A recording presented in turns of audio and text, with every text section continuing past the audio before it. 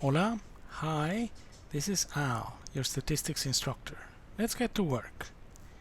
In this video, we are going to derive the formula of a confidence interval for observations coming from a normal distribution with mean mu and variance sigma squared, and both mu and sigma squared are unknown.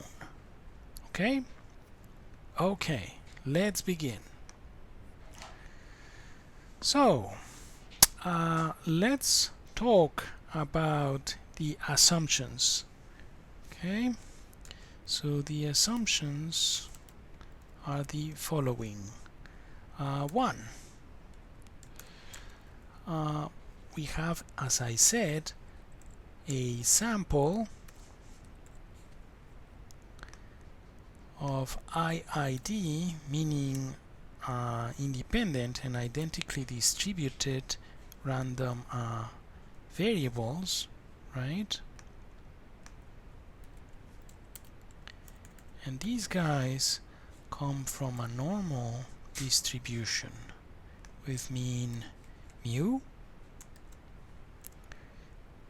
So have a normal distribution with mean mu and variance sigma squared. Okay, and again, these guys are IID, meaning independent and identically distributed. They all have the same distribution, they are all independent. Okay, and this tilde, if you will, it's just a symbol to say that these guys have or are distributed, normally with mean mu and variance sigma squared. Okay, now, as we said, in the past we assumed that mu was the only unknown. Well, in this case, both the mean and the variance are unknown. Okay, so mu, the mean, Greek m, is unknown, and so is the variance, sigma squared.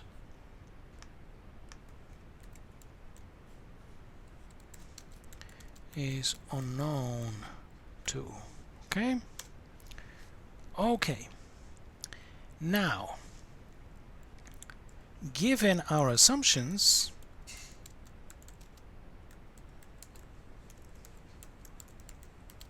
note observation number 1. Well, y bar, the sample mean,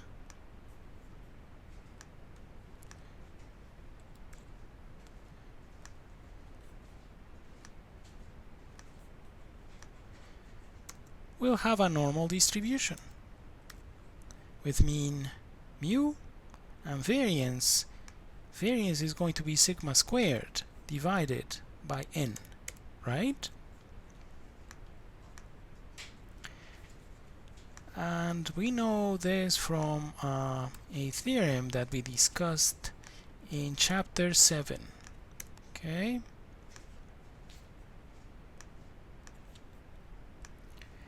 now note that we could standardize y bar.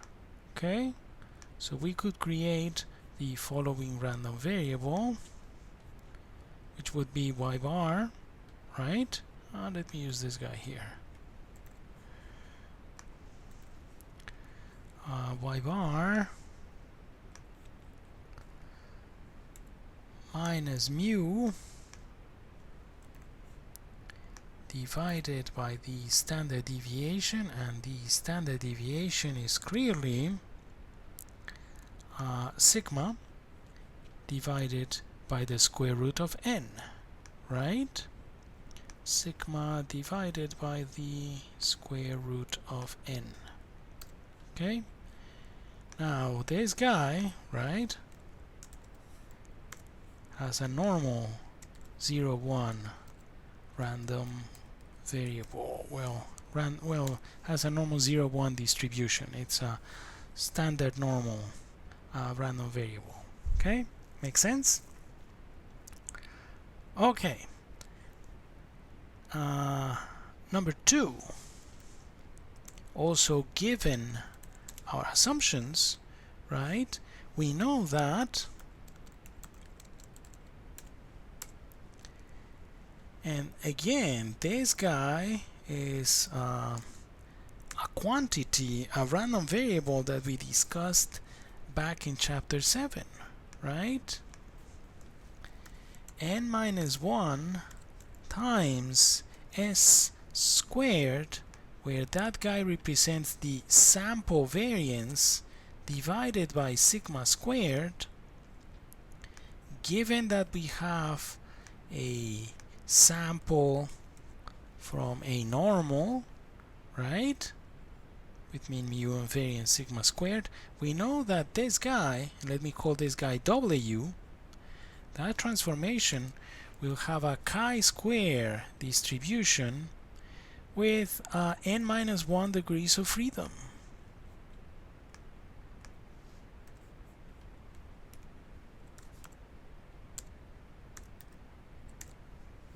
Okay?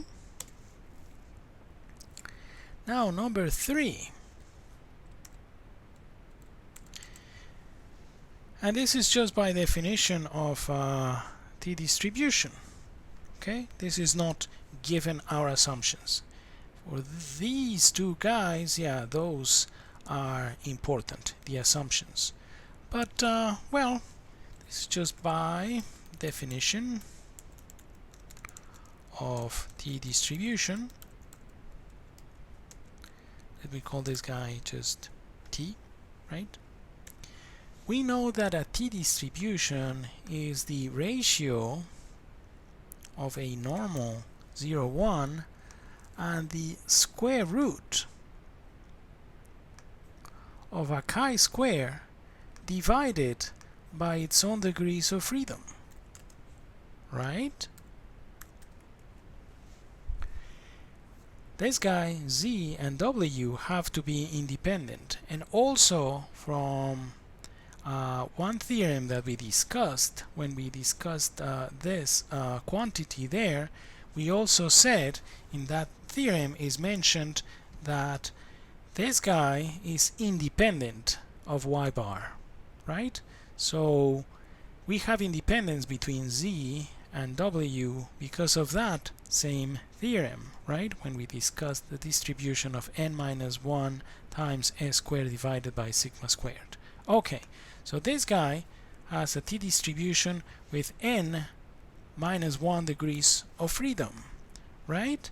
Okay, now let's just do the algebra here and you'll see something interesting happening.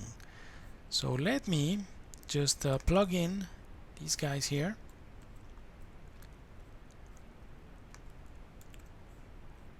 That's our normal 0, 1. Now we need the square root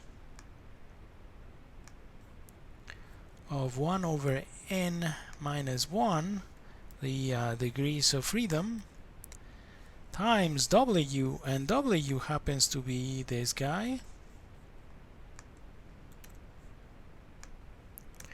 So let me play around with the numerator a little bit. So instead of having this, let me rewrite the numerator like that. This is the same as, let me just leave that sigma there and multiply here by the square root of n. It is the same, right? Just doing algebra.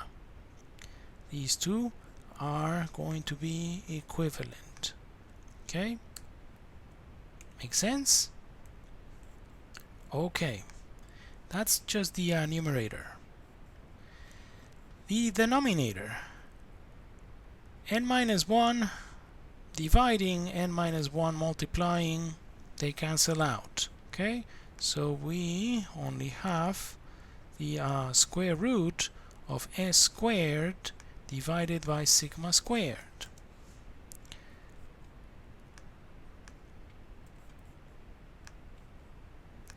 Agreed? Okay. Now, this guy here, the square root of s squared divided by sigma squared, is going to be s divided by sigma. Agreed? So let me do that. Let's simplify the denominator. So now we have s divided by sigma. S divided by sigma. Let's simplify a bit more. We have a sigma here and a sigma there. These guys will cancel out. So what we have is that this guy here, right? Square root of n times y bar minus mu divided by s. So square root of n times y bar minus mu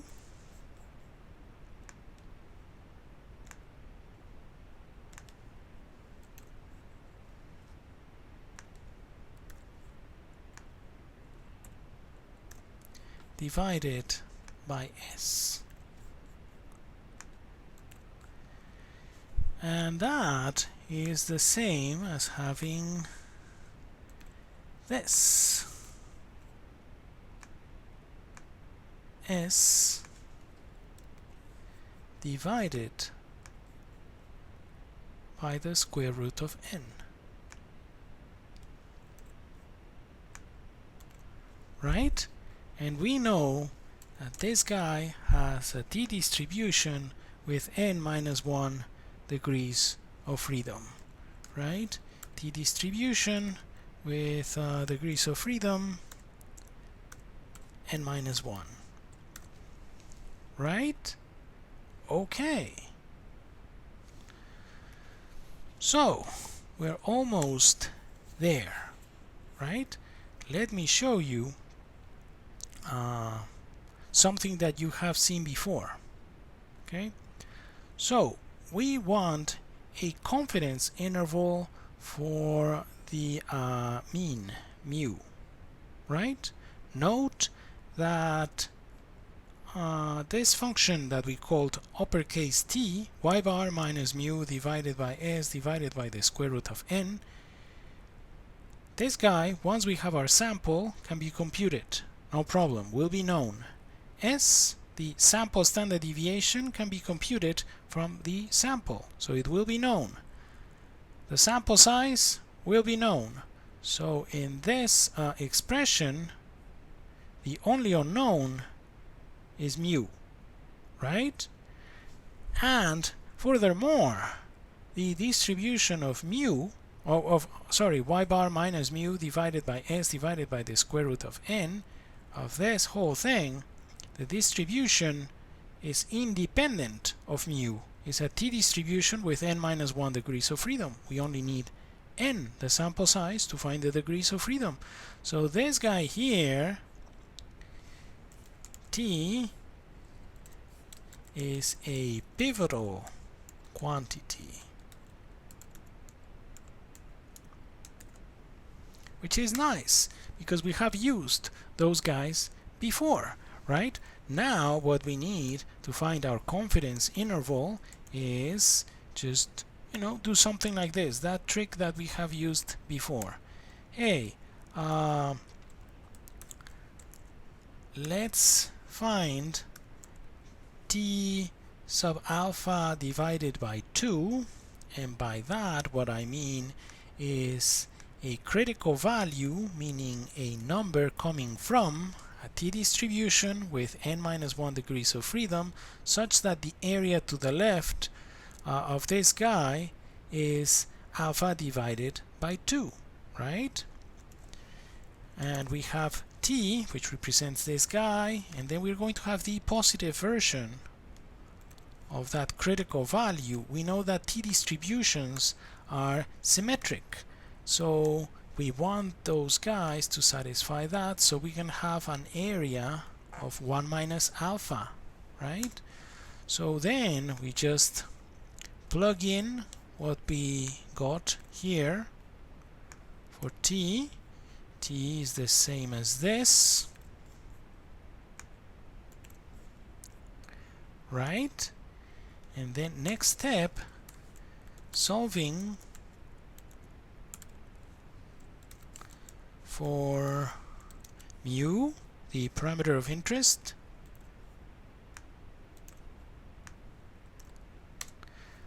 What we end up with is something similar to the confidence, the formula for the confidence interval for the mean when the variance was assumed to be known. But now we will have a more general, a more realistic formula, right? This is what we will have.